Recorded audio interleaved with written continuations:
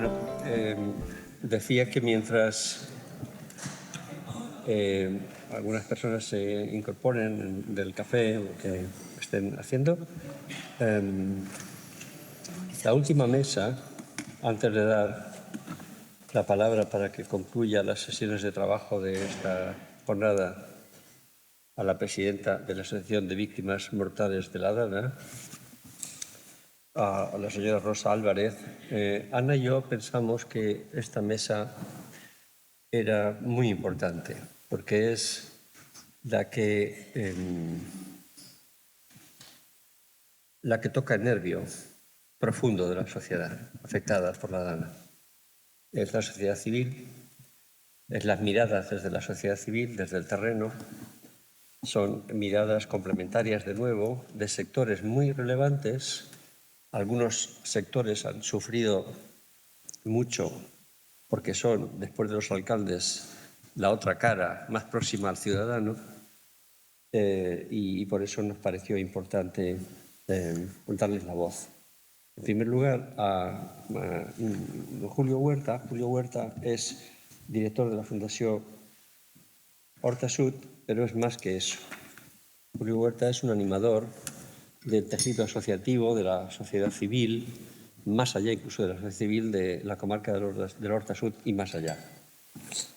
Julio Huerta es un líder social y además tiene un conocimiento muy profundo de la realidad afectada y hasta el punto de que, alguna vez se lo he comentado, él se sorprendió. La Fundació Horta Sud es un ejemplo estudiado en otras partes de España como funcionamiento bueno de una fundación. Y yo creo que tienen razón quienes así lo estiman, así lo valoran. La Fundació Horta Sud ha elaborado además un plan director de rehabilitación del Horta Sud, després de la Dana, elaborado en 2024 todavía, que es un documento muy, muy digno de ser analizado y de ser conocido. Y además está muy activo, sigue colaborando en documentales, en conferencias. Como decía, a mí me parece que es lo que en los libros definimos como líder social. Y luego pensamos que era bueno incorporar miradas de sectores o aspectos muy relevantes afectados por la Dana. Desde luego, los servicios sociales.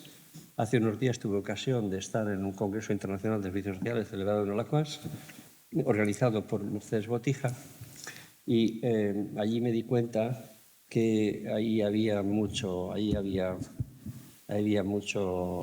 energía. Todos los servicios sociales del Horta Sud y más allá estaban allí. Y pude comprobar, primero, que han sufrido mucho, que han trabajado mucho, que no siempre son valorados como otros servicios públicos como sanidad o educación, que andan justos de personal y cuando les llegó la Dana estaban completamente desbordados. Y nos pareció que era importante pues que Mercedes, que es un poco la que organizó ese congreso y que viene trabajando en este tema desde hace mucho tiempo, pues fuera una persona que nos compartiera aquí cómo ve esta situación y cómo hace el balance de este año. Jorge Fuentes es director del IES Alameda, que es el instituto que quedó arrasado por la Dana en Utiel. Es director de un equipo muy, muy potente, muy vigoroso, que ha afrontado lo peor, porque se quedaron sin instituto, lo peor de la Dana, han sido repartidos por Utiel. Todavía, decía esta mañana el alcalde, y él lo ha ratificado ahora, todavía no disponen de las aulas prefabricadas para volver a reunir al estudiantado y el cuerpo de profesores. Han sufrido también las dificultades, la soledad, el tener que afrontar la gestión, a veces con los brazos del propio profesorado y el ejercicio del propio profesorado para mantener la normalidad. Y su voz era muy importante porque es un poco ver cómo el sistema educativo público ha afrontado la gestión de la Dana, de las zonas afectadas por la Dana. Irene Fornes es la que representa la sociedad civil organizada desde abajo, los comités locales de reconstrucción. es la inteligencia colectiva articulada en torno a un objetivo común. Y nos parecía esencial. Han tenido un papel fundamental, siguen teniendo un papel fundamental, y nos parecía interesante ver qué balance hacen desde los comités locales. Y luego, como complemento, ustedes saben que la DANA también nos sirvió como laboratorio para ver cómo la desinformación opera y aprovecha estas coyunturas, el dolor y la tragedia, para causar malestar. Es la desinformación. Aprovechan estos contextos. Cuando no los hay, los crean, los fabrican. Cuando los hay, los aprovechan. Y Raquel Jerique, que es profesora de nuestra universidad y al mismo tiempo es periodista muy reputada del diario.es, pues ella está trabajando con un equipo en el proceso en todo lo que ha supuesto los bulos, la desinformación y los fakes a propósito o con ocasión de lo que ha ocurrido en la DANA, ¿no? De manera que esta mirada, que es necesaria en democracia, nos pareció que antes de dar la palabra a Rosa Álvarez, pues fuera un poco también la que fuera concluyendo. Por el orden que aparece en el programa, voy a dar la palabra en primer lugar al director de la Fundación Horta-Sud, a Julio Huerta, para que él, que tiene la mirada del conjunto del Horta-Sud y más allá, haga un balance en tiempo prudencial, ya les he dicho, de cómo ve él, qué enseñanzas ha sacado de este año en la zona afectada. Julio, cuando quieras. Pues muchísimas gracias por tus palabras, por tu presentación, por contar con nosotros aquí en esta mesa. También gracias a Ana. Es complicado hacer este resumen en este periodo de tiempo. Y entonces voy a ir a modo de puntos y voy a empezar por una generalidad, pero me parece muy importante. Yo creo que el primer aprendizaje que tenemos que tener todos es que esta DANA nos ha enseñado a que somos seres vulnerables y que nos necesitamos los unos a los otros. Esto, que puede ser banal o de perogrullo, para mí es muy importante porque marca otro relato. Y este creo que es el relato que tenemos que coger. Frente al relato del sálvese quien pueda, del individualismo, del yo mimé conmigo, resulta que no es verdad. Y que no es posible, si tú te esfuerzas, tú vas a tener éxito en la vida, si tú. Esta responsabilidad que recae en el individuo de estar bien, de tener éxito, etc., esta no es verdad. Y la DANA lo ha demostrado. Entonces, somos seres sociales, tenemos que vivir en comunidad, nos necesitamos los unos a los otros. Y creo que para marcar esta generalidad, creo que está bien, porque el relato hoy a nivel mundial creo que se está barajando en estas dos cosas, en el individualismo y el sálvese quien pueda y los valores del más fuerte, o el bien común, la comunidad y estar mejor todos. Y acabo en esta primera aportación con una frase de que no es posible el bienestar individual, la felicidad individual sin el bienestar colectivo. Y si esto lo asumimos todos, yo creo que el relato cambiará todo, la actuación, incluso en la zona afectada, de la reconstrucción, la construcción, la dignificación o la transformación social. Pero es importante, por eso quería ponerlo como una generalidad. Ahora sí que voy a lo concreto, Joan. Con respecto a aprendizajes en la emergencia, no os voy a poder decir nada a día de hoy, como decían algunos ponentes anteriores, porque todavía es pronto, pero estamos en ello. Estamos haciendo dos cosas y además lo estamos haciendo, y como siempre, intentamos hacer alianzas, y lo estamos haciendo con la Fundación Movimiento Ciudadano de Manises, y una es el estudio de por qué miles y miles de jóvenes se movieron, qué valores les motivaron, por qué lo hicieron y qué es lo que nos están diciendo tantos jóvenes y que los mayores no estamos entendiendo.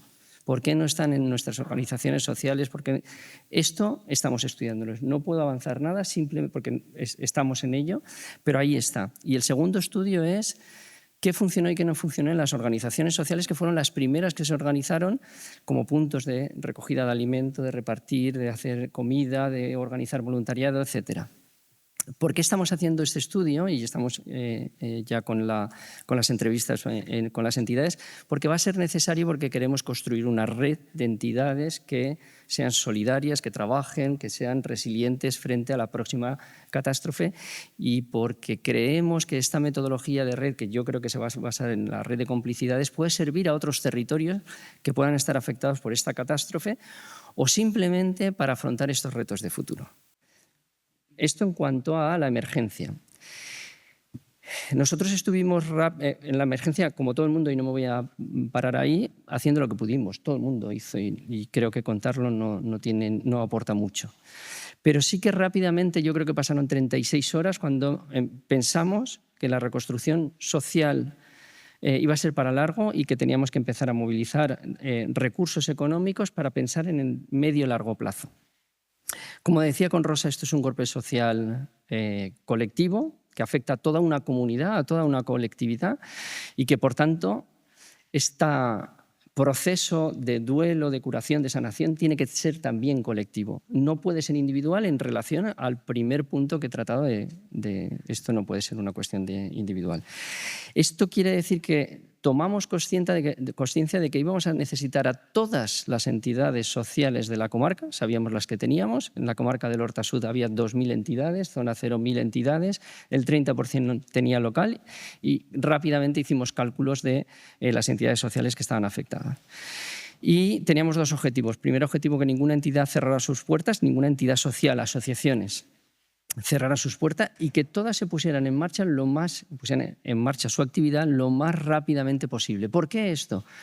Pues porque las familias nos pedían que hiciéramos esto. Llevamos 53 años trabajando en la comarca. Básicamente nuestra misión es el fortalecimiento del tejido asociativo, y las familias nos lo expresaban diciendo: sacad a nuestros hijos del barro. Es que no vamos a poder vivir en nuestros pueblos si mis hijos no pueden ir a las bandas de música, a las actividades deportivas, a las entidades sociales, etc. Tendremos unos municipios que están muertos. Entonces, esto nos decían: os tenéis que ocupar vosotros. En esa campaña de captación de fondos, la verdad que funcionó muy bien. Hay más de 17.000 donantes privados, y hemos canalizado a día de hoy casi 3 millones de euros a 400 entidades. Objetivo cumplido de que ninguna entidad cierre sus puertas y que todas están en marcha. No al 100%, queda mucho recorrido. Pero para nosotros era fundamental que este duelo social, golpe social, cura social, no la íbamos a hacer nosotros, la tenía que hacer la propia comunidad donde decidieran, en sus entidades sociales, etcétera, pero con su gente.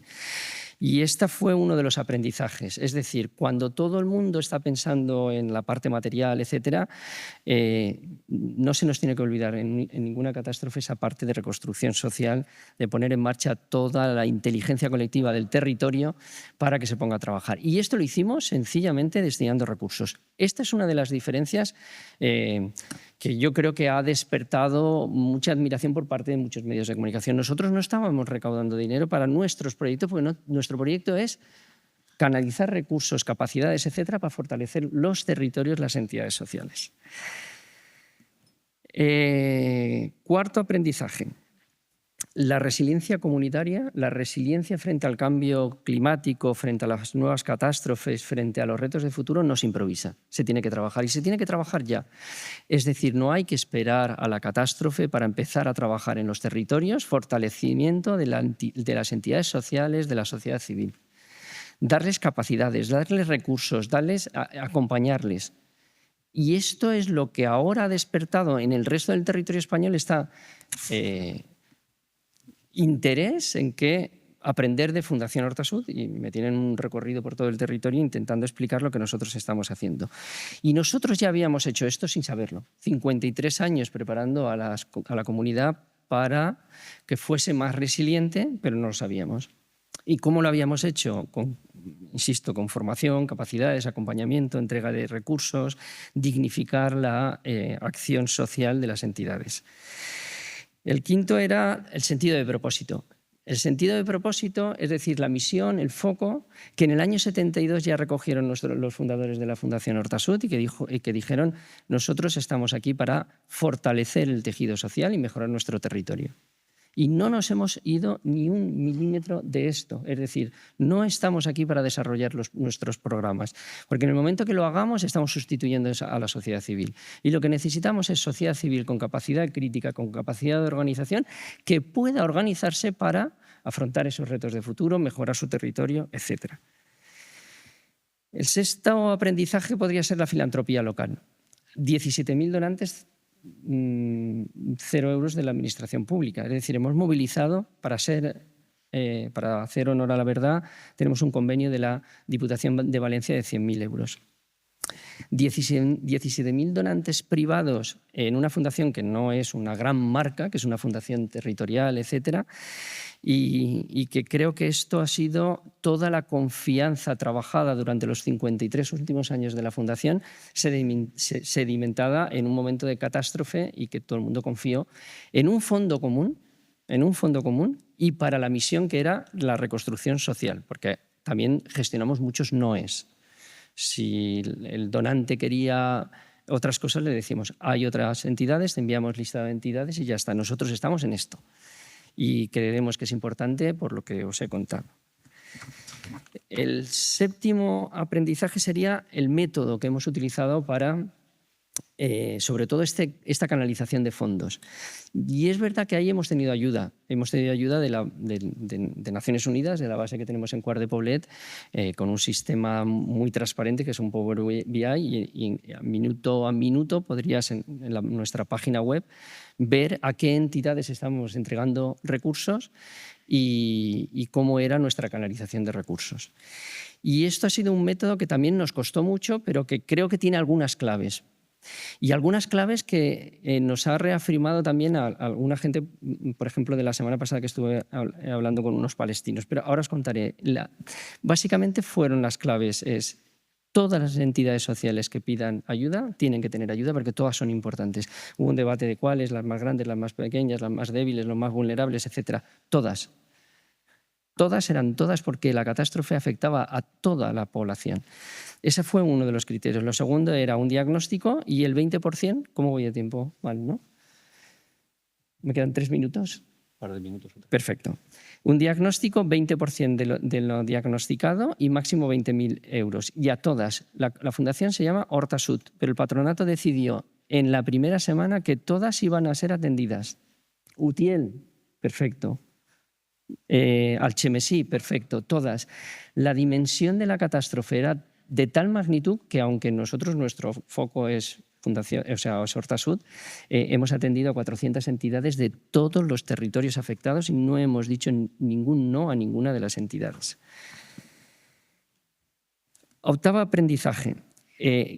Creemos que la reconstrucción tiene que ser esa transformación social del tejido asociativo y no podemos normalizar la precariedad en la que estaban. Entonces, tenemos que salir de esta mejor. Más equipamientos, más ayudas, más capacidad económica, más capacidad de gestión. Este es nuestro objetivo. No sé si lo conseguiremos, pero tenéis que pensar una cosa. Prácticamente toda la actividad social recae en las entidades sociales, la actividad social de un pueblo, de un municipio. La fiesta, la educación musical, las actividades deportivas, etc. Si eliminamos todo esto de nuestros municipios se mueren. Entonces, creemos que las administraciones públicas deberían de declarar como bien de interés comunitario a todas las entidades, apoyarlas con recursos económicos y respetarlas en lo que son y en lo que hacen. Acabo con el noveno punto. Los datos. Para nosotros fue fundamental. Tener datos nos permitió tener relato. Y nosotros ya teníamos datos de cuánto había afectado en el tejido social, también en el tejido productivo, pero no voy a repetir lo que ha dicho el Instituto Empresarial de nuestra compañera Patricia.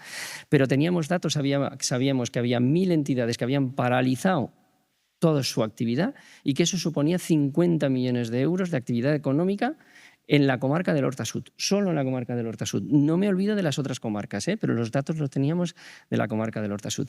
Y que habían 3.000 puestos de trabajo que habían paralizado su actividad. Profesores de taller, profesores de bandas de música, profesores de actividades extraescolares, etc. Y esto suponía un impacto también social y económico muy importante.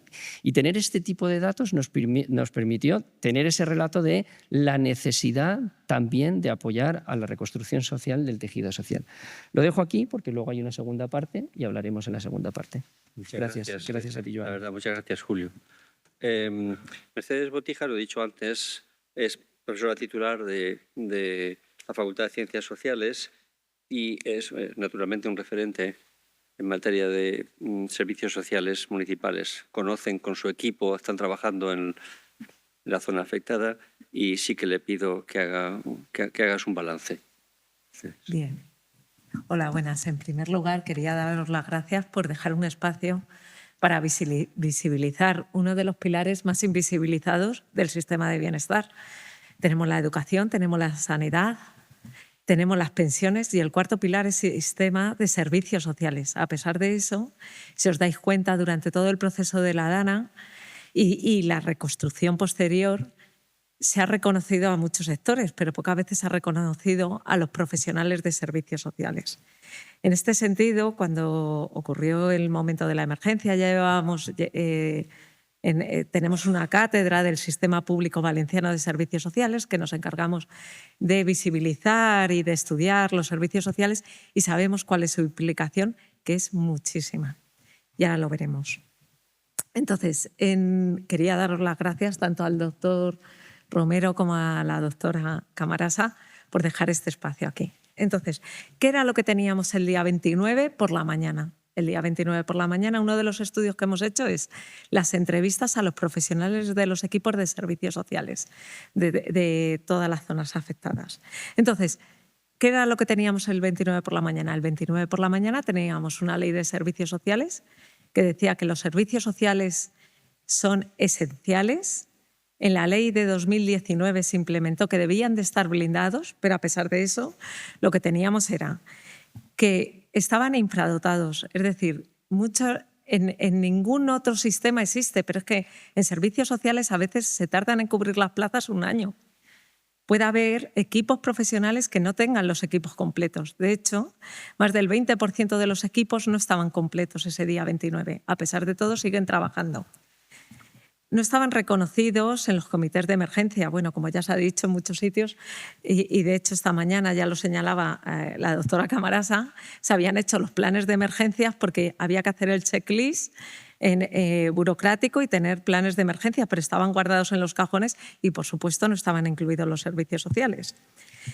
Tenía una estructura bastante frágil, ¿no? Y además... las coordinaciones que se hacían, que son muchas en el trabajo, muchas veces se hacen de manera informal. Por supuesto, todo depende además de municipios, porque los servicios sociales están ubicados en todos los municipios y depende de cada municipio, se funciona de una forma, unas coordinaciones diferentes. Y además tienen una alta burocratización. Pero también los servicios sociales son esos equipos profesionales que conocen su territorio, conocen sus vulnerabilidades, conocen a las personas que están en las situaciones más vulnerables. Aunque la DANA, como bien ya se ha señalado, nos evidenció a que todos somos vulnerables. Y los servicios sociales no son esa visión solo para el que pone la mano delante de nuestros supermercados, sino los servicios sociales son para todos. Por lo cual, lo que teníamos era equipos profesionales infradotados, equipos profesionales a los que nadie activó, equipos profesionales con una coordinación frágil. Pero, ¿qué es lo que pasó? Esto pasaba el 29 por la mañana. El 29 por la mañana, por la tarde, depende de cada uno de los equipos, volvieron cada uno a sus casas. Algunas de las zonas donde estaban las casas de estos profesionales eran en la propia zona DANA, por lo cual al día siguiente estarían afectados, otros estaban más lejos, pero ¿qué pasó el día 30?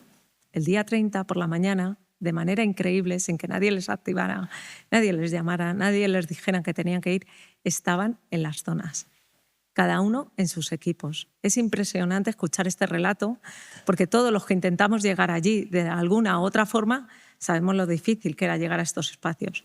Los equipos profesionales de servicios sociales estaban al día siguiente trabajando en sus espacios. Y cuando llegaron a sus municipios, lo que se encontraron fue alcaldes, concejales que les daban las gracias, que gracias por estar allí.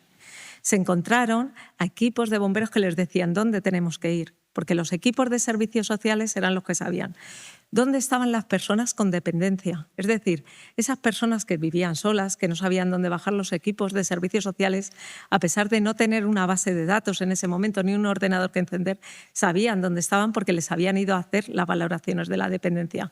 Sabían dónde estaban esas personas que había que llevarles la ayuda a domicilio y que había que llevarles la comida porque nadie les iba a llevar la comida. Pero también empezaron enseguida a establecer estrategias y tácticas para mapear todos los municipios. Una de las cosas de las primeras que hicieron fue localizar a esos voluntarios que estaban y empezaron a movilizarles para mapear barrio por barrio, piso por piso, cuáles eran los pisos. Sabemos que no hay ascensores, sabemos que hay gente que está en los edificios sin saber, para saber a qué personas había que ir. Enseguida se les incorporó en los comités de emergencia. En el primer momento decidieron, os necesitamos, tenéis que estar aquí, y estuvieron ahí. Ahora, posteriormente, diré que lo que ha pasado en algunos ayuntamientos ya se han quedado como equipo esencial en emergencias y en otros se les ha olvidado y consideramos que deberían de seguir estando. Además, sirvieron de nexo muchas veces con la comunidad y con muchas asociaciones, entidades. Empezaron a organizarse entre lo que eran los servicios y la administración y lo que eran las redes comunitarias. De hecho, nos lo cuentan, ¿no?, cómo empezaron a organizar a veces incluso las fallas y los diferentes espacios. Depende de los municipios, en cada uno se funcionó de manera diferente y esto es otra de las propuestas de futuro que haremos después. Pero en algunos organizaron los grupos de voluntarios, los alojamientos, los espacios. Otra de las cosas que hicieron fue priorizar intervenciones.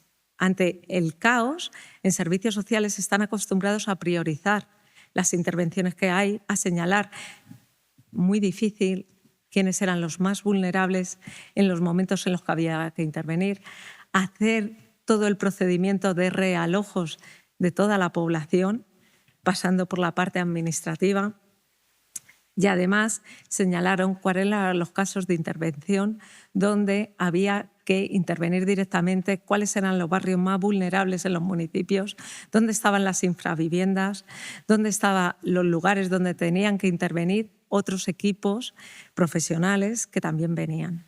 En ese sentido, es de admirar todo el trabajo que han hecho los equipos de servicios sociales y lo poco que se les ha visibilizado.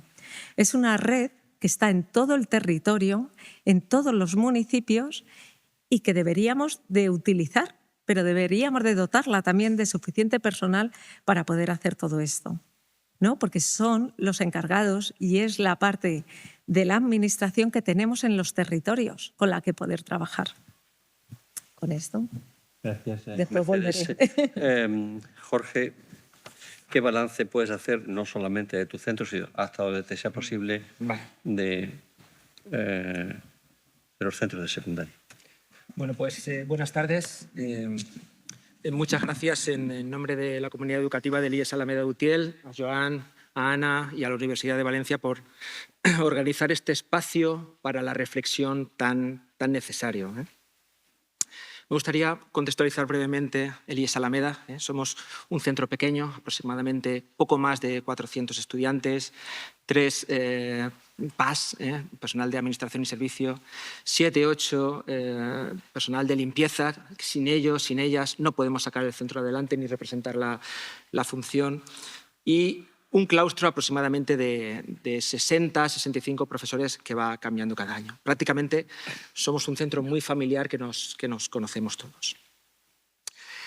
Estamos ubicados en una parcela de aproximadamente 12.000 metros cuadrados, que está partida en dos por el cauce del río Magro. Es el cauce del río Magro el que parte en dos parcelas, está unido, las parcelas se unen por una pasarela que cruza el río. A un lado está toda la zona polideportiva, gimnasio cubierto, galocheta, minifrontón, y al otro lado está el edificio principal. Cuando el 29 se desbordó el río, pues completamente las dos parcelas quedaron anegadas. Una lengua de 3 metros de altura pues se lo llevó todo. Toda la planta baja del edificio principal totalmente devastada. El minifrontón desapareció, la galocheta desapareció, fue una catástrofe, ¿no? Pero el 11 de noviembre arrancamos con el alumnado. En 13 días pudimos, poniendo en el centro el derecho a la educación del alumnado, nos organizamos para sacar adelante y que cada alumno y que cada profesor estuviera bajo techo. Y lo que hicimos el 31 de octubre es enviar un mail a los compañeros, a los centros educativos y al Ayuntamiento de Utiel, solicitando espacios libres para que pudiéramos ocupar. Nos adelantamos incluso a que Consellería nos diera instrucciones. Y respondieron, nuestros compañeros respondieron. Hicimos una reubicación express en una semana. Cambiamos los horarios porque hicimos encaje de bolillos, sabiendo los espacios que teníamos, que eran menores que los grupos que teníamos. Lo que hicimos fue reducir grupos. Un ejemplo es si teníamos 4 primeros de la ESO, pues los dejamos en 3. Pero pudimos organizarnos para ocupar cada uno de esos espacios que los compañeros nos prestaban en diferentes zonas de la población, ¿no? La Escuela Oficial de Idiomas pudimos meter a los grupos de primero y segundo de la ESO. En el Instituto Miguel Ballesteros Viana tuvimos tercero y cuarto de la ESO. Primero de bachillerato estaba en el CEIP Canónico Muñoz, que es el centro del cual nos nutrimos como centro de adscripto. Segundo de bachillerato estaba en un aula de pilates que nos había prestado el ayuntamiento, y concentramos toda la FP en la Escuela de Hostelería, que es un edificio a 800 metros que quedó intacto y que pudimos ahí concentrar pues, la FP de peluquería y de cocina. Y hemos sobrevivido este año pasado en esas condiciones. Este año hemos hecho una segunda reubicación, seguimos dispersos con un espacio más. Hemos hecho cambios, como ya sabemos la experiencia de lo que fue este año, hemos podido hacer cambios, pues ahora primero y segundo de la ESO los tenemos en el instituto, que es lo que más sentido tiene, lo que más se puede, lo que es más similar a un instituto de secundaria. Y estamos a la espera de que finalice la instalación de 19 módulos prefabricados que debían de estar en septiembre y de los cuales solamente ahora mismo en uso o a pleno rendimiento hay 2. Ha pasado septiembre, ha pasado octubre, nosotros tenemos ocupadas las aulas al 100%, tenemos espacios diáfanos, por ejemplo, la biblioteca de la Escuela Oficial de Idiomas, que tenemos 2 clases a la par, ¿vale? Y, insisto, esperamos que ese retraso finalice y que a mediados de noviembre pues, las prefabricadas estén instaladas. Hecha esta contextualización, me gustaría hablar de debilidades y fortalezas que hemos encontrado en el IES Alameda y también algunas generalizables, como decía Joan, al resto de centros afectados gravemente por la DANA, ¿no? Decir que la Consellería de Educación no se ha puesto en contacto con el IES Alameda es faltar a la realidad. Es decir, claro que han habido reuniones puntuales con las direcciones generales, con la Dirección General de FP, sobre todo con infraestructuras educativas o con centros docentes, una reunión que hicimos el 31 de julio. También vino el conseller a mediados de enero, estuvo 10 minutos en la puerta del IES Alameda haciendo ahí una declaración. Pero eso no significa que se resuelvan los problemas de funcionamiento que tenemos día a día los centros gravemente afectados por la DANA. Y hay un dato, esto es un dato objetivo. A día de hoy no ha existido una reunión en Consellería de Educación que reciba a los 8 centros gravemente afectados. No se nos ha escuchado y no se ha aprovechado ese momento para analizar cómo hemos sobrevivido, para analizar qué estrategias hemos utilizado, qué experiencias hemos vivido, porque cada centro tiene unas necesidades particulares. IES Alameda estamos dispersos dentro de la localidad en diferentes espacios, pero el Berenguer de Almau está en una ciudad, en un módulo de prefabricados.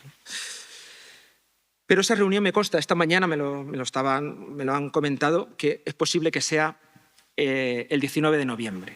Pero ha tenido que pasar un año para que nos escuchen, para que tiren un poco del conocimiento o explorar cómo hemos sobrevivido para poder mejorar en el futuro, ¿no? Porque esto es algo que inevitablemente va a estar ahí siempre y se puede repetir. Una debilidad de carácter general, yo creo que de todos los centros se produjo los primeros días de la DANA, ¿no? Y yo creo, le he puesto nombre, es el silencio de la administración. Las direcciones de los centros educativos, que estábamos devastados, no recibimos ninguna instrucción general, ninguna aclaración sobre cómo proceder en el interior de los centros que estaban afectados, ¿no? Yo recuerdo que los 2 o 3 primeros días todos los voluntarios estuvieron en el barrio de La Fuente, que esta mañana Ricardo lo estaba comentando, que está colindante a IES Alameda, como no puede ser de otra forma. Estaban allí las familias más afectadas. Allí fallecieron, estuvieron las 6 víctimas de Utiel. Pero recuerdo que cuando esa atención pasó, el 2 de noviembre estábamos a las 8:30 de la mañana en la puerta del instituto con 100 voluntarios detrás, nadie había entrado todavía, forestales, vecinos de otras poblaciones, alumnado, bomberos, dispuestos a entrar a IES Alameda para empezar a limpiar, a sacar el fango y los enseres, ¿no? Y por más que preguntábamos qué instrucciones tenemos que seguir, pues esas jamás llegaron por parte de Consellería. Y los equipos directivos pues temíamos por si la entrada sucedía alguna desgracia, ¿no? Porque, pues bueno, yo tenía miedo esos días de si a los voluntarios se les caía el marco de una puerta o la escalera que llevaba al primer piso cediese o hubiera un cable suelto y hubiera otra desgracia o inhalar, por ejemplo, productos tóxicos del laboratorio de química, que eso sucedió, ¿no? Y lo pasamos, la verdad es que las direcciones de los centros ahí lo pasamos muy mal, ¿no? Una acción que ha sido otra dificultad encontrada, muy criticada por toda la comunidad educativa, fue, yo creo que cálculos erróneos por parte de la Consellería, ¿no? A mediados de diciembre nos informaron que iban a trabajar en la habilitación de la primera planta, que es lo que quedó intacto del instituto, para ocuparla, para que fuera ocupada por el alumnado del IES Alameda a finales de marzo o principios de abril, ¿no? E implementar aulas prefabricadas allí si fuera necesario, ¿no? Y claro, para nosotros eso fue pues nos cogimos a lo que fuera, ¿no? Era reducir la dispersión en la que estábamos y organizar un centro que está todo unido, que está junto, pues es mucho más fácil, es mucho más sencillo, ¿no? Y a la vez que podíamos ocupar esa primera planta, construirían un edificio anexo que acogiera todas las dependencias generales que habíamos perdido en la planta baja. Eso nunca llegó. Eso nunca llegó. Además, se sumó que solicitamos 6 aulas prefabricadas para que nos instalaran, para poder tener un taller de tecnología, para poder tener un aula de informática, para poder tener un aula de música y poder dar esas asignaturas específicas que ahora mismo no podíamos. Pero esas 6 aulas que tenían que estar instaladas en marzo nunca llegaron. De esas 6 se instalaron 2 y en unas condiciones que no eran las pertinentes, con goteras, no habían puesto correctamente la doble cubierta o con el linóleo del pavimento pues levantado, no estaban en condiciones. Y eso, claro, de cara a la comunidad educativa, pues eso dolió mucho. Eso dolió mucho. Y sobre todo el trabajo ingente que desde el claustro y de la dirección del centro estábamos haciendo para planificar esa entrada a la primera planta. El 26 de marzo nos reunió Consellería para decirnos pues, que eso ya no es viable. Eso ya no va a ser viable y lo sentimos, pero no va a ser viable, ¿no? Claro, nosotros, con toda esa información que manejábamos, tratábamos de mantener al día a las familias, ¿eh? Y eso pues fue un golpe fuerte, ¿no? Desde mi punto de vista, un error de cálculo importante. Y eso coincidió también con el periodo de adscripción de las familias, ¿eh? Las familias tenían que, vía Secretaría Digital, seleccionar a qué centro, a qué instituto de los 2 que hay en Utiel querían matricular a sus hijos. Para nosotros teníamos mucho temor por si perdíamos matrícula en el instituto. Y afortunadamente las familias pues, nos apoyaron y prácticamente no hemos perdido matrícula. Pero nos costó mucho, con la información que manejábamos, convencer también a las familias de que podíamos salir adelante, ¿no? Y ahí estuvimos solos. Hay una dificultad que relaciono con una dimensión emocional. Durante mucho tiempo el IES Alameda ha estado abierto. Solicitamos, Traxa al final puso, después de pedirlo, una valla de obra embridada, de fácil acceso. Y hemos visto cómo la primera planta se ha ido deteriorando poco a poco, cada fin de semana, cuando los viernes pasábamos para ver cómo estaba el centro, veíamos que la primera planta que se había quedado útil se iba expoliando con actos de pillaje y de vandalismo. Hasta que al final, en junio, han puesto una valla opaca y mucho más resistente, ¿no? Y claro, los centros educativos son lugares sagrados, eso lo sabemos, donde se forma a la futura ciudadanía que sirve para transformar son motores de transformación social. Cada vez que subimos, por ejemplo, mañana tenemos una exposición y ayer fuimos a recoger algún objeto con barro para ponerlo en la exposición, pues se nos cae el mundo a los pies cuando vemos el pillaje o el vandalismo que ha sucedido. Porque eso es más tiempo para esa reconstrucción y más dinero también, ¿no? Esto es otra sombra, ¿eh? Si el primer y el segundo mes después de la Dana percibíamos una cercanía por parte de la Administración, esa cercanía, ese apoyo por detrás para sacar el centro diariamente, porque lo sacamos diariamente a las 7 de la mañana cada día, se ha ido diluyendo. Ese acompañamiento se ha ido diluyendo, se ha ido disipando, ¿eh? Y ahí la inspección entendemos que digamos, no es capaz de llegar a todo. No es que no quiera, es que no puede. Los centros necesitamos soluciones extraordinarias para lo que ha sucedido. Necesitamos un acompañamiento por detrás para dar sentido, para poder sacar adelante todos los problemas que tenemos. Y eso se ha ido, esa ayuda, ese apoyo, percibimos que se ha ido diluyendo, ¿no? Además, en los departamentos de consejería siempre tenemos que empezar de cero y decir en la situación en la que nos encontramos. Cuando hablamos para resolver un problema, sí, somos el centro gravemente afectado por la Dana y empezamos de cero otra vez contando la situación, ¿no? Y hay situaciones de coordinación, y voy a poner una. El IES Alameda, todos los institutos tienen pantallas digitales que están subvencionadas y a las cuales, por ejemplo, al IES Alameda le pertenecían 35. Entonces llamaron, oye, ¿dónde os instalamos esto? Pero digo, si no tenemos centro y todavía no nos han instalado las prefabricadas. Entonces son cuestiones pequeñas que echamos en falta esa coordinación entre los departamentos de Consejería de Educación. Y esa normalidad no existe como tal. Hay una compañera del IES Albal que lo resume perfectamente. Esa normalidad entre comillas. Dice, en el IES Albal estem funcionant amb normalitat, no? Encara queden coses per finalitzar, com la instal·lació d'internet, les càmeres, el timbre, els desaigües, les goteres, les portes del garatge, la reparació de l'ascensor, l'aigua que inunda el gimnàs, la llum dels vestuaris, material de laboratori, material de tecnologia, configuració d'impressores. Ese és el dia a dia que portem. Ese és el dia a dia nostre, dels centres que estem greument afectats, ¿no?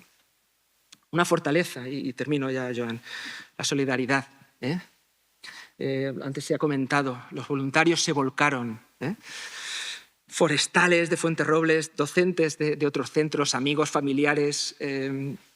Además, Utiel, hay las principales actividades económicas de la comarca de la Plana es pues, la ganadera, la porcina sobre todo, y la agrícola, la vid, el almendro, el cultivo del olivo. Por lo tanto, hay muchas familias con tractores y con remolques que estaban allí. Había alumnado conduciendo tractores para sacar los archivos del centro. Jorge, ¿qué necesitas? Estoy aquí. ¿Dónde llevamos esto? ¿No? Esa expresión la escuchábamos de los alumnos, ¿no? Esa solidaridad ha sido... Yo no la había vivido nunca. Hay otra fortaleza, ha habido un despertar del AMPA. Se ha creado una plataforma de las familias. Cuando en marzo explicábamos que no sabíamos muy bien qué iba a pasar, si íbamos a tener centro o no en septiembre, si se iba a reconstruir, si se iba a demoler, el AMPA ha despertado y ha trabajado junto con la plataforma Sexto y Más por un IES digno para visibilizar nuestra situación. Y la ciudadanía ha tomado conciencia. Eso es una luz, ¿no? Luces y sombras, Joan. Luego hablamos de futuro. Muchas gracias. Irene, ¿qué son los comités locales? Pues tú lo has dicho ¿Y antes. qué balance haces de lo que habéis hecho? Pues los comités locales, ¿me lo acerco más? Sí, bien. De emergencia y reconstrucción es la inteligencia colectiva de la ciudadanía que sufrió de primera mano la Dana y que siente y necesita estar ahí, estar presente en todos los estados de reconstrucción, de toma de decisiones. Y en primer lugar, nosotros queríamos compartir, esto es una reflexión colectiva, yo estoy aquí, pero se trata de una reflexión de lo que hemos aprendido de la Dana. Y está claro que nosotras vivimos en zonas inundables, pero esas inundaciones que de una forma frecuente suceden en la Horta Sud se han agravado por todas las infraestructuras que tenemos alrededor. Autopistas, autovías, puertos, polígonos, centros comerciales, las vías del tren. Todas esas infraestructuras y el exceso de hormigón han hecho que el agua no pudiera encontrar el camino al mar. Eso es lo que hemos aprendido y que si de verdad es verdad que vivimos en zonas inundables, pero sí que si el agua tenía maneras naturales de llegar al mar, si esas infraestructuras no estuvieran ahí.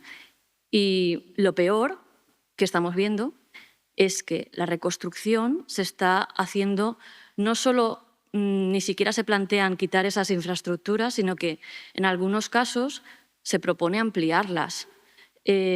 Por ejemplo, los 10.000 metros cuadrados que se plantean ampliar el Bonaire. O también está aprobada la ampliación del polígono industrial de Massanassa, que está al lado del barranco. Entonces, sentimos que lo que sobran lo que sobran son las infraestructuras, no las personas.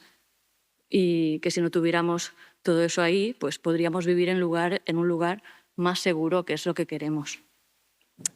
Hemos aprendido qué son las zonas de laminación. No lo sabíamos. Muchas personas no conocíamos eso, pero dónde está ubicado el circuito Ricardo Tormo, dónde está ubicado el centro comercial del Bonaire o la CV400, pues ahora sabemos que son zonas donde el agua debería de haber sido absorbida. Y esas zonas de laminación, Teodoro Estrella ha comentado antes que están pensando en crear nuevas. Yo no sé si habrá la posibilidad de crear nuevas, pero esas son las que teníamos y ahora no las tenemos.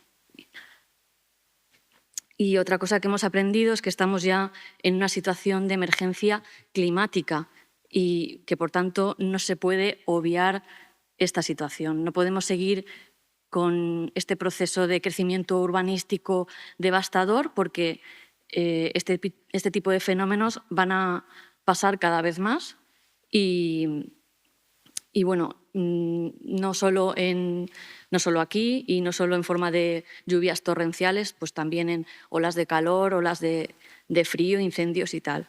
Entonces, por lo tanto, ya todo lo que se planifique a partir de ahora creemos que tiene que estar adaptado a este contexto de emergencia climática. No solo adaptado, sino que también hay que tomar medidas que intenten frenar el cambio climático, ¿no? Y esas medidas pasan porque el sistema capitalista no esté por encima de todo. Y el consumo desenfrenado no es compatible con la sostenibilidad de nuestro planeta y, por tanto, por un lado, hay que tomar medidas para acabar con esta emergencia climática, pero también medidas que nos permitan convivir con esta emergencia. Por eso creemos que son súper importantes los planes de emergencia que tienen que estar adaptados a este contexto y que, por desgracia, pues en mi pueblo, Benetússer, por ejemplo, un año después, que se cumple mañana, no tenemos actualizado el plan de emergencia. Y si una cosa nos ha enseñado la Dana es que la ciudadanía organizada es la que tiene la capacidad de hacer frente a estas situaciones de emergencia, que la ciudadanía es la que conoce su territorio, su vecindario, es la que está en el lugar cuando pasa y la que puede actuar de manera más inmediata. Entonces, dejar a la ciudadanía fuera de los espacios donde se toman las decisiones, de lo que va a ser de nuestros pueblos y tal, pues nos parece un error, porque pensamos que es dejar a los protagonistas, que somos las que vivimos allí. Y que la Dana nos ha enseñado también que nosotros y nosotras, sin nosotros no hay un plan de emergencia, ni un plan de resiliencia hidráulica, ni un plan en Davant que vaya a servir.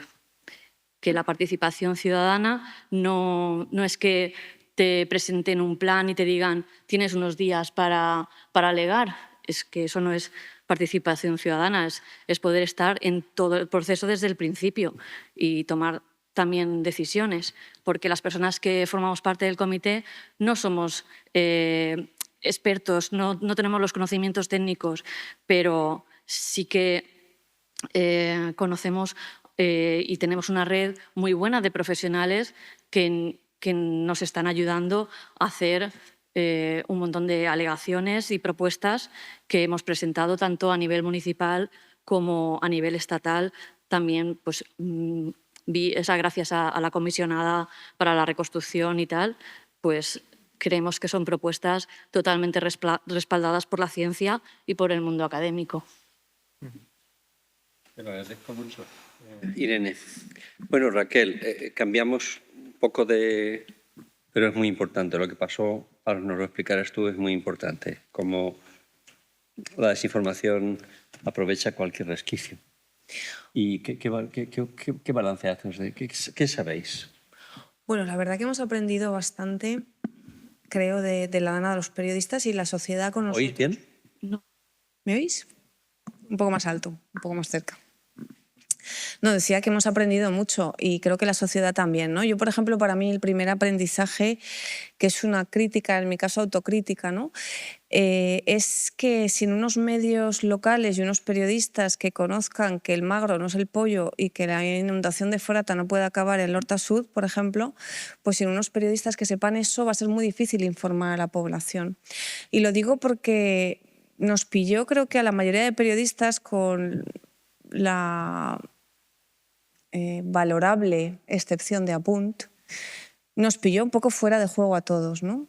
Nos pilló fuera de juego porque el gobierno tampoco le dio ninguna importancia, porque salió en rueda de prensa diciendo que todo era normal. O sea, de alguna manera, los periodistas, especialmente los que no estábamos cubriendo lo local o la emergencia, no teníamos tampoco, como el resto, imagino, de los que estabais aquí, ¿no? Como la sociedad en general, no teníamos tampoco una conciencia por ser periodistas mayor de la que pudo tener cualquier persona, ¿no? Y esto nos tiene que hacer reflexionar también como periodistas, ¿no? No podemos saber lo mismo que los ciudadanos, deberíamos saber algo más, ¿no?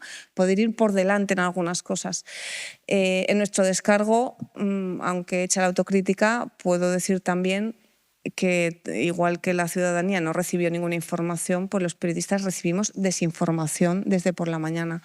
Y esa desinformación venía, desgraciadamente en este caso, pues de gente con un perfil político tan alto como el presidente de la Generalitat, ¿no? Que hizo varias comparecencias en las que minimizaba la importancia de las lluvias. Entonces eso, bueno, lo primero que quería hacer es esa autocrítica, y esa autocrítica también como periodista y social, ¿no?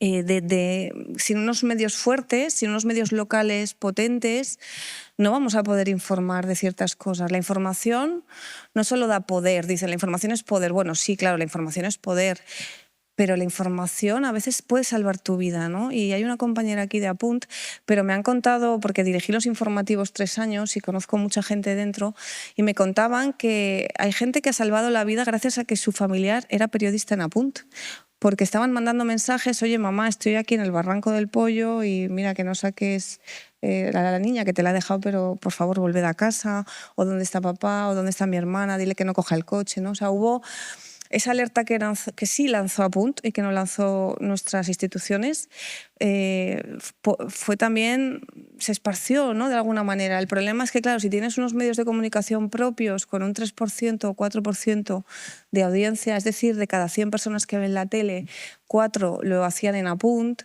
pues es demasiada poca gente, ¿no? Entonces, bueno, esto ha sido planificado también, ¿no? La desincentivación de unos medios locales, no solo en la tele, en las radios, con plantillas que se han ido reduciendo. Os acordaréis todos que los medios nacionales aquí tenían cuadernillos de 10, de 14 páginas, de 20 páginas. Levante y Provincias tenían unas cuentas muy saneadas. Eran una institución, ¿no? Por la mañana te leías un medio local, un medio comarcal, provincial. Bueno, ahora mismo y desgraciadamente todo eso ha ido decayendo y en una situación de catástrofe como esta, pues queda al descubierto que eso fue un error, porque tenemos una sociedad que se informa con Susana Griso, con mis respetos para Susana Griso, pero que ese día evidentemente no tenía tampoco ni idea del pollo, bueno, tampoco la consellera sabía si se escribía con Y o con doble L, ¿no? Pero desde luego los programas de Madrid no estaban para nada en esto, los nacionales, los periodistas que vinieron de Madrid, pues muchos de ellos con toda su voluntad, pero tampoco conocían el territorio, ¿no? Y algunos bulos que hemos escuchado, como el de Bonaire. Claro, es curioso porque la gente que venía, los periodistas que lo cubrían, daban a veces por hecho que ahí iba a haber muchos muertos, ¿no? Evidentemente nadie lo sabía, nadie podía decir que sí o que no. Pero si has estado en Bonaire alguna vez, sabes que la superficie es gigantesca, la mayoría de gente no mete el coche dentro porque fuera se puede aparcar perfectamente. Y aunque lo hagas dentro, es un parking con muchísimas salidas, no es un parking normal, porque los parkings tienen 2, 3, 4 salidas. Este parking tendrá más de una decena de salidas. Es decir, salir de Bonaire cuando empiezan las lluvias no es una ratonera como le pasó a mucha gente, que era salir de su garaje con una sola puerta, por ejemplo, ¿no? Y son cosas que eso solo pueden saber periodistas que conocen el terreno o que tienen una conciencia mayor de la cultura del agua. También pasaba, por ejemplo, que decían, pero la gente está loca, ¿cómo han bajado por el coche? Pero por un coche, si podían haber salvado la vida, ¿no? En algunas tertulias se escuchaba eso, pues bueno, gente que evidentemente no ha pisado Aldaya y no sabe que cada vez que llueve pues hay 4 dedos de agua seguros y la gente tiene una conciencia y está totalmente habituada, o en Algemesí, ¿no? Que es gente habituada totalmente a que llueva, se desborde un poco la saleta o que se desborde o que está en zonas inundables, y que eso era parte de la cultura, como también parte de la cultura es vivir en plantas bajas. Bueno, pues hay ciertas cosas que solo se pueden explicar con el conocimiento del terreno. Aquí había poco, yo también, como decía Irene, me he enterado de muchas cosas. Yo no sabía lo que era un CECOPI, ¿no? Hay muchas palabras que hemos aprendido, desgraciadamente, a raíz de esta desgracia. Y luego, como periodista, digamos, para contaros un poco lo que fue aquella jornada del 29 de octubre, aparte que nos pilló a todos un poco desprevenidos y ausentes a la magnitud de la tragedia, bueno, para nosotros fue igual de difícil llegar que para todo el mundo, ¿no? Yo recuerdo el primer día, el segundo día creo que era, pues llegar a Picaña, tuve que dejar el coche en un arcén con muchos otros coches delante de mí. Y creo que caminé cerca de 1 hora, ¿no? Junto a voluntarios para llegar a algún sitio.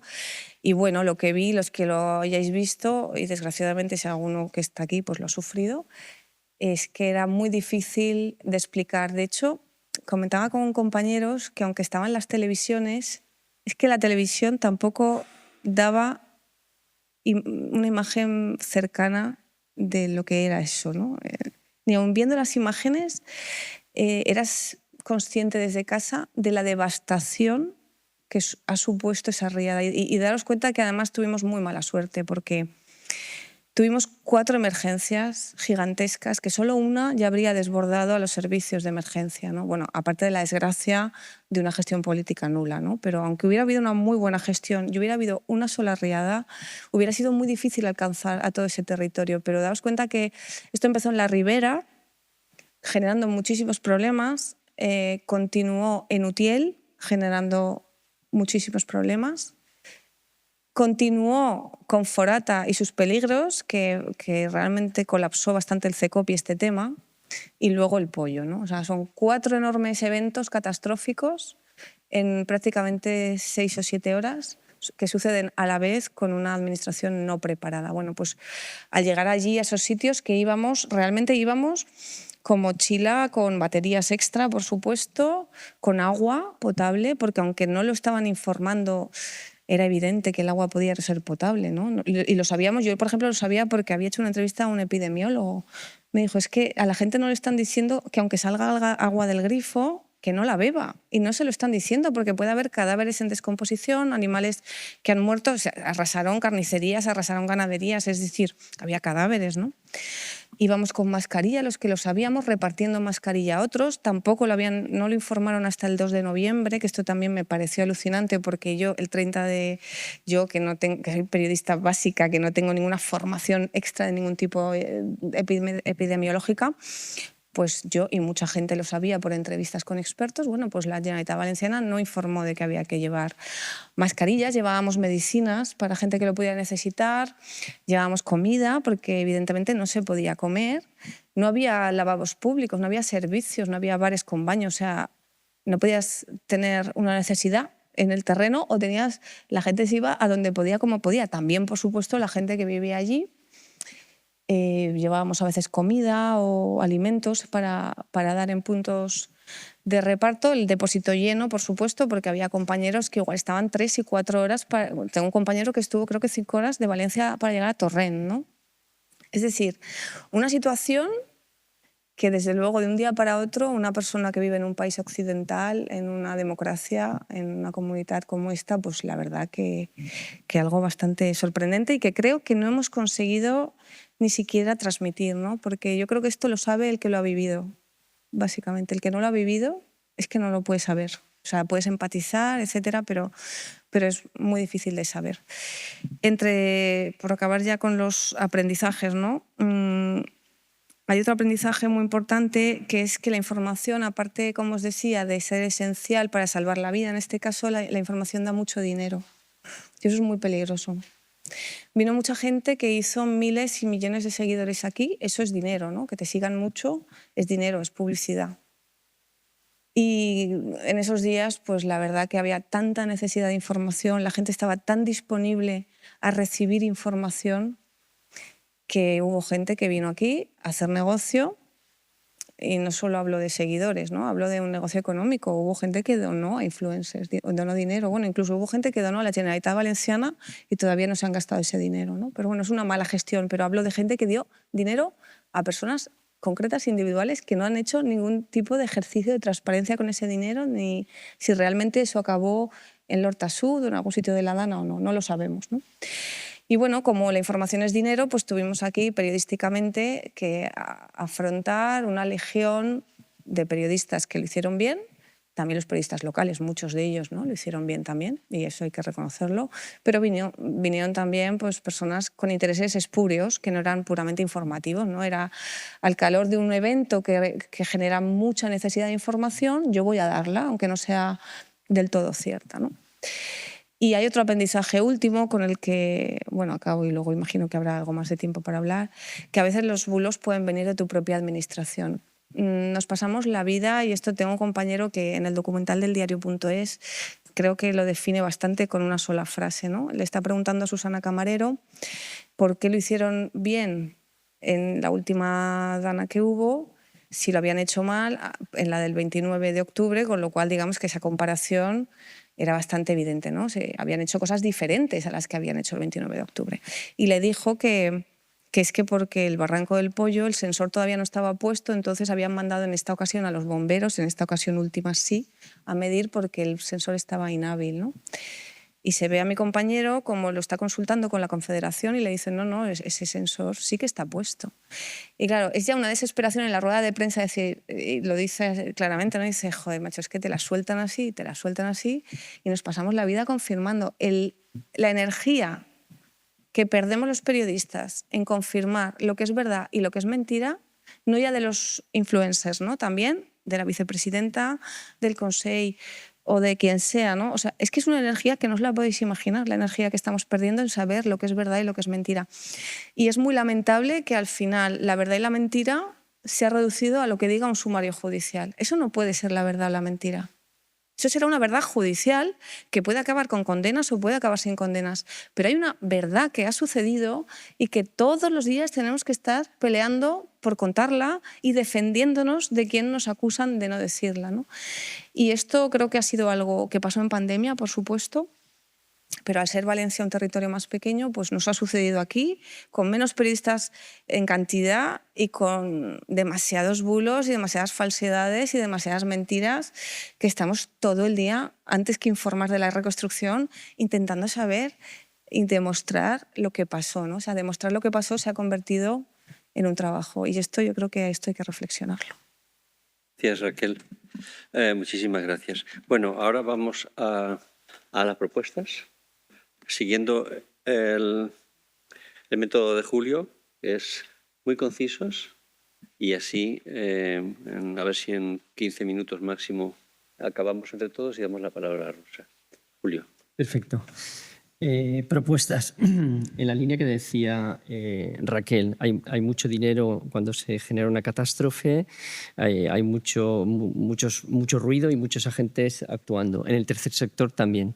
Entonces, la primera propuesta sería que esta movilización de recursos públicos que están dirigidos a entidades sociales para que vengan a actuar en la comarca, creo que debería de repensarse y que realmente fuera directamente a esas entidades sociales que ya estaban en los municipios trabajando.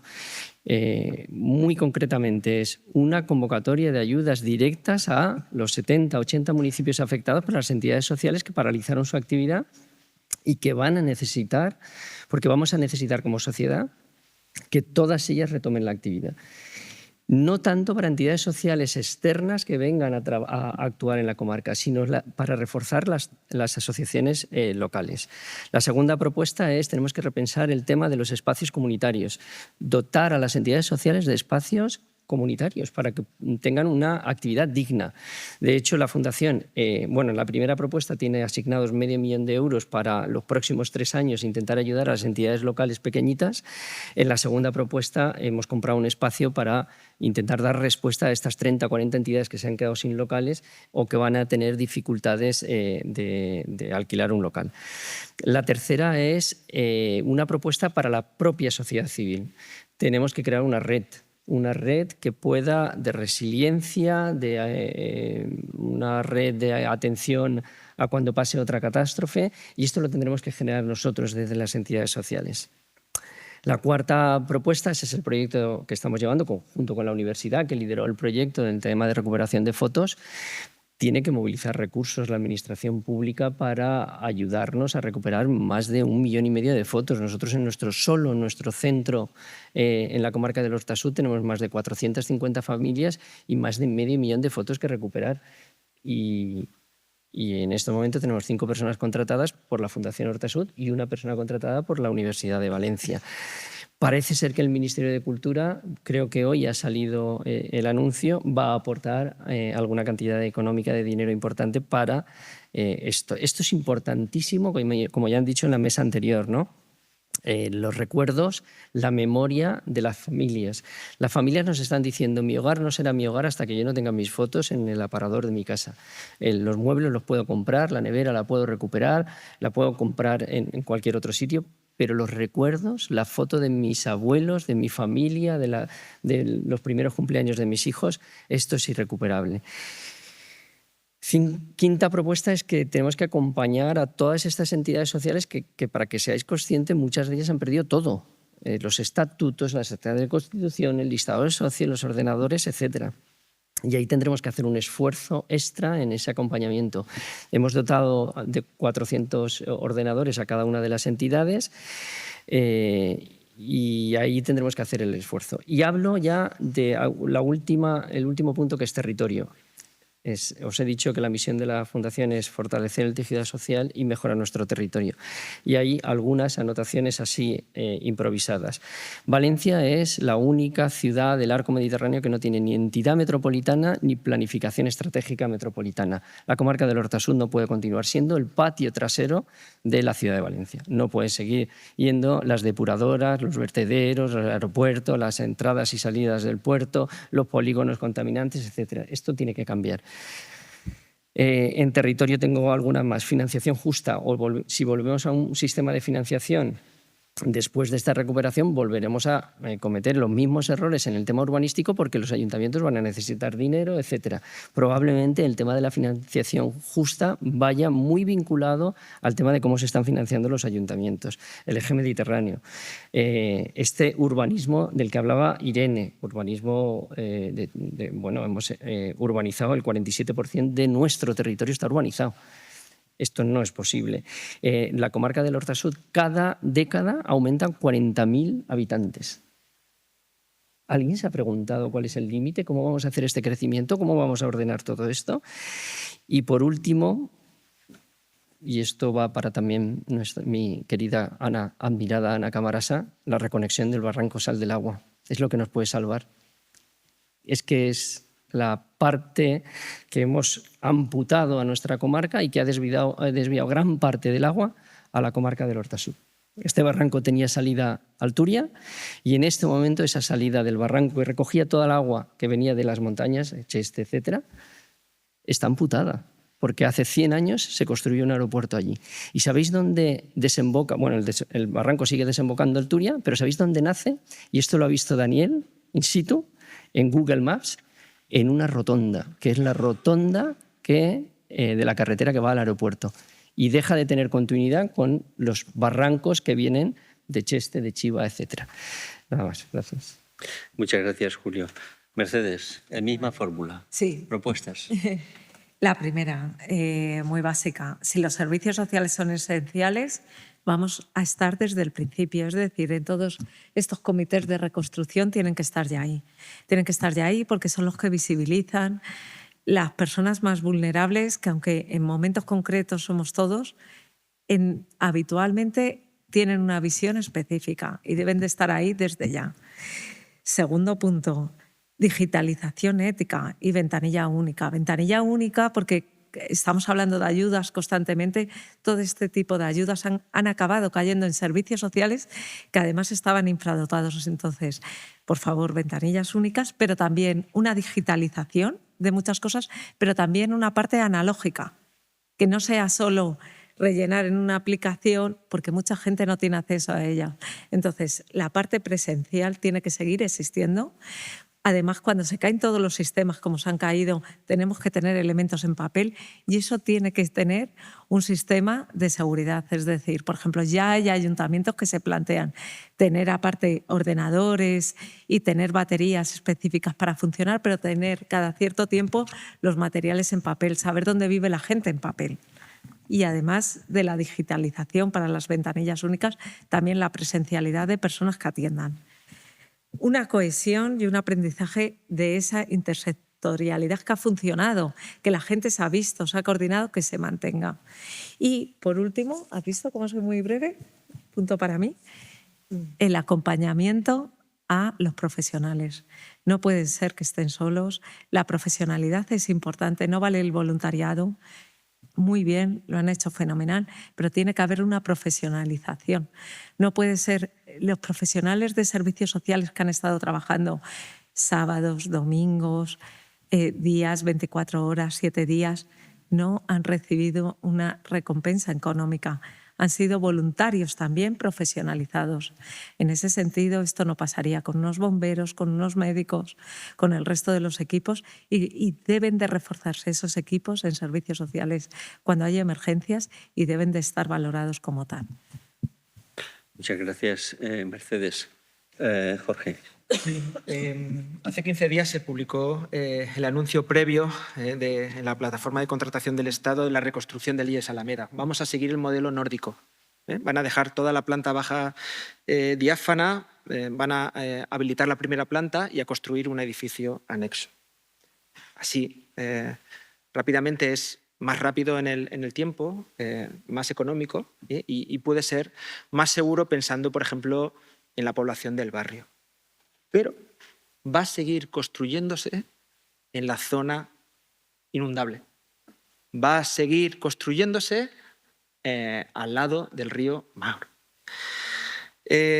A mí me gustaría, y esto nos tiene que hacer pensar, que los responsables políticos o quien tengan responsabilidades en la administración creo que deberían de hacer caso a la comunidad científica y seguir sus indicaciones. Punto. ¿eh? Antes de la Dana, en la parcela de Elías Alameda, iba a construirse un conservatorio de música. Nadie pensó en hacerlo diáfano. Nadie. Y estábamos a 10 metros del cauce. Y tampoco en esa reconstrucción del nuevo conservatorio, nadie pensó tampoco en la planta baja de Elías Alameda.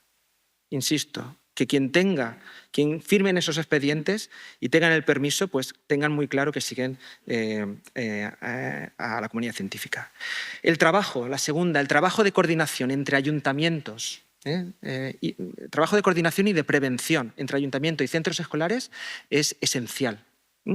Se acaba de publicar esta semana una guía de recomendaciones a los ayuntamientos sobre cómo proceder en caso de alertas. Y yo creo que todos los consejos escolares municipales en el siguiente orden del día tendrían que tener un punto en el que todos los equipos directivos estuvieran coordinándose ya con los ayuntamientos para ver qué pasa con el transporte escolar, por dónde pasan las carreteras, si es zona inundable o no el centro. Y ese trabajo está ahí y debe de realizarse. Los centros, siempre cuando empezamos un nuevo curso, solemos hacer un simulacro de evacuación. Siempre, en el primer trimestre. Se suena una sirena, contamos el tiempo y hay unos planos y el alumnado tiene que ir a los puntos verdes.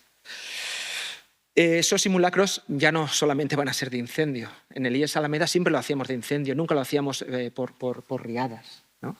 Es un simulacro diferente.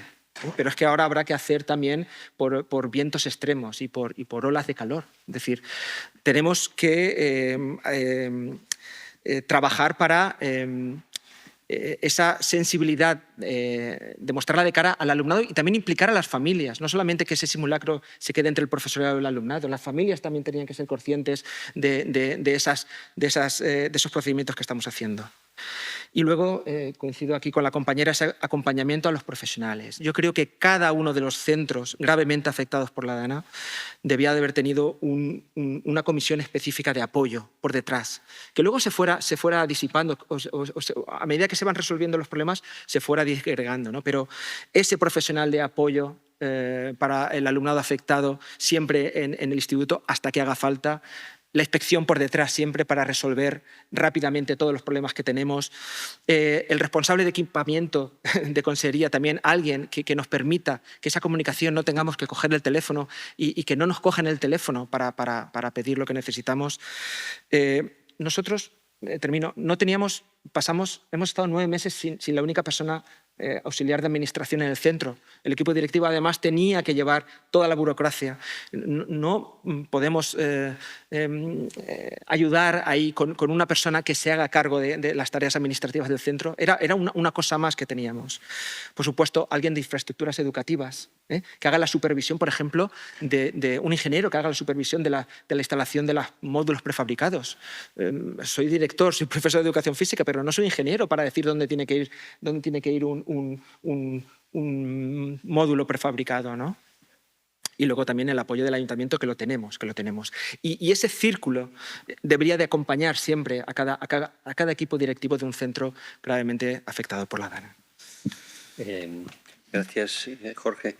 Irene, ¿qué propuestas podéis sugerir? Vale.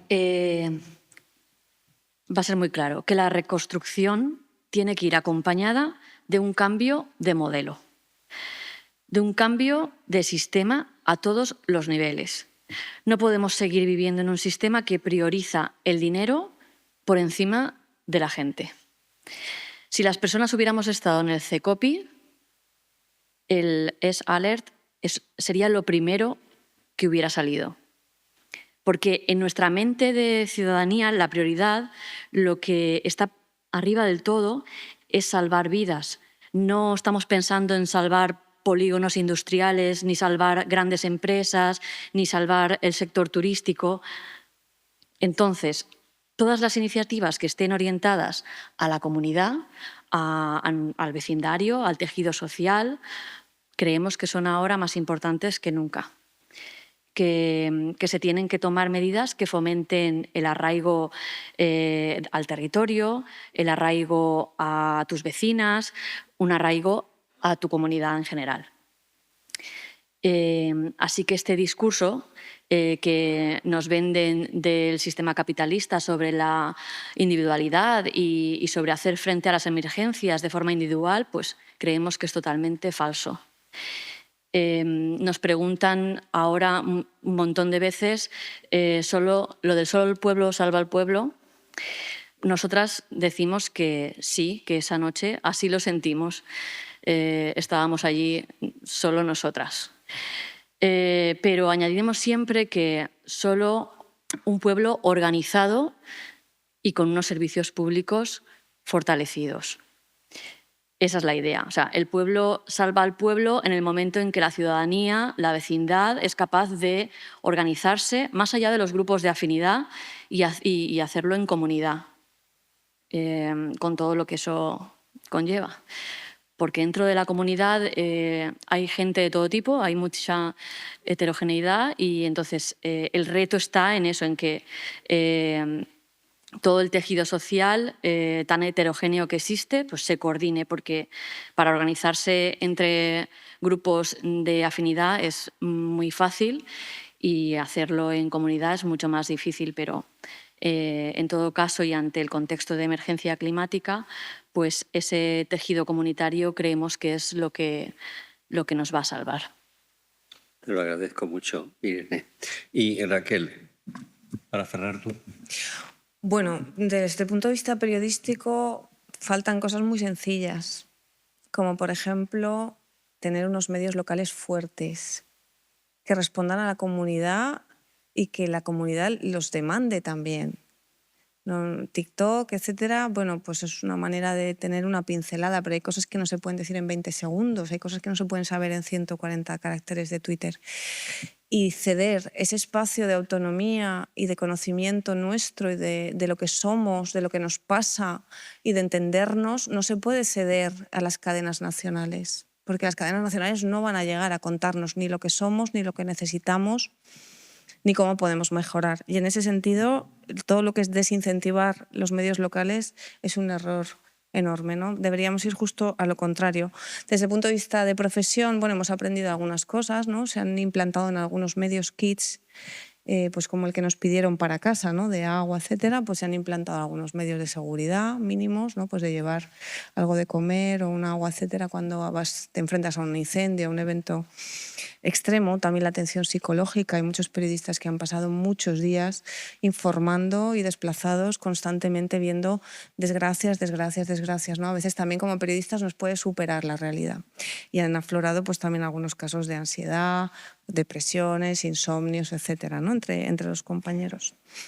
Y otra muy importante, y todo esto acabaría también con los bulos y con la industria del dinero fácil a través de la pseudoinformación, serían unos medios que fueran más locales pero también menos dependientes de las administraciones públicas. Hay medios cuya balance de cuentas se basa al 95% en lo que le dé su ayuntamiento, su comunidad autónoma o el Gobierno de España. Y esos medios son muy frágiles. Es decir, si alguien va y les dice tú no digas esto, las presiones pueden ser sutiles, pues están mucho más expuestos a no contar la verdad, ¿no? O sea, que unos medios más independientes económicamente, la independencia económica es el principio, el primer paso para la independencia en cualquier ámbito de la vida, también en los medios, y unos medios más locales y una ciudadanía que exija más información, que pague por esa información y que sea más consciente de que la información es poder elegir y a veces, como en este caso, es directamente salvar la vida. Gracias a todos vosotros y a todas. Y ahora, como se han dicho muchas cosas durante todo el día, como ya hicimos en la conferencia de expertos del mes de enero, nosotros, Ana Camarasa y yo, lo que vamos a hacer en un par de días es